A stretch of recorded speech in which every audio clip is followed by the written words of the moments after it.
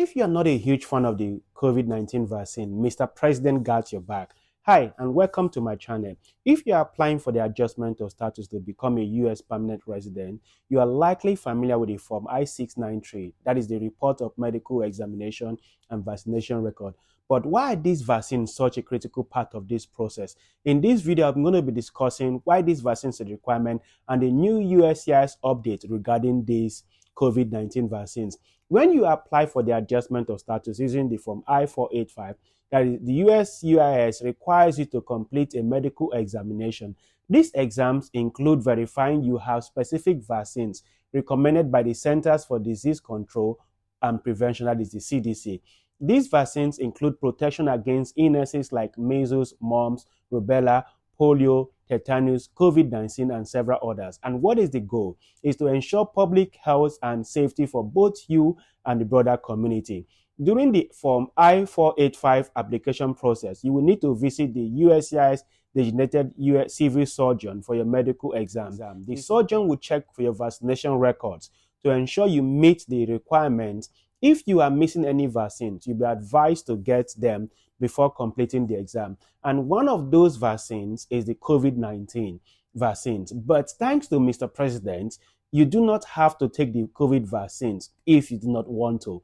It is live, and Mr. President is doing a good job. And effective January 22nd, 2025, USCIS is waiving any and all requirements that applicants for adjustment of status that is applying for the lawful permanent resident to present a documentation on their Form I-693, that is the report of medical examination and vaccination record, that they have received the COVID-19 vaccination. USCIS will not issue any request for evidence or notice of intent to deny, that is the NOID, related to proving a COVID-19 vaccination.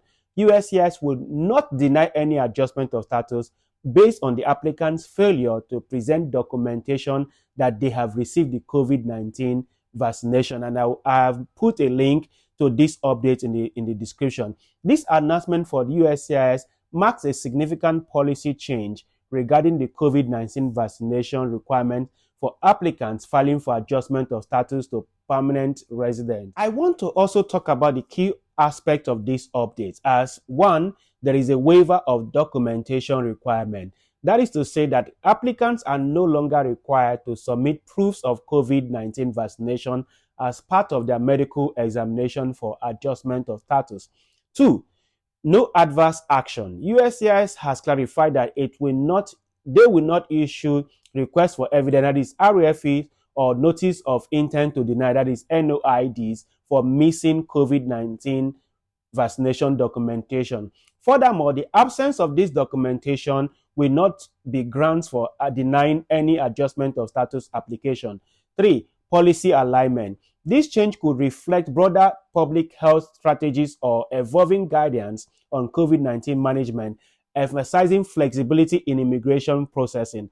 For applicants, this means that the Form I-693 process becomes slightly less burdensome, particularly for those who may have faced difficulty in assessing or documenting the COVID-19 vaccine.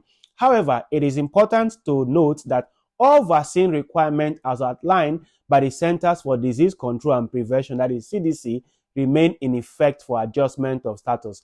I think that I've been able to clarify that, and I think that this video helped you. Thank you for watching, and don't forget to like, share, and subscribe for more helpful video about the immigration process. Do you have questions regarding the Form I-693? Drop them in the comment section below, and we'll do our best to help you. I wish you all the best in your immigration journey. And if you want to know if you qualify for the EB2 NIW, be sure to check this video, and I've made a detailed video for you to assess yourself and see if you qualify for the EB2 NIW. I will see you in my next one.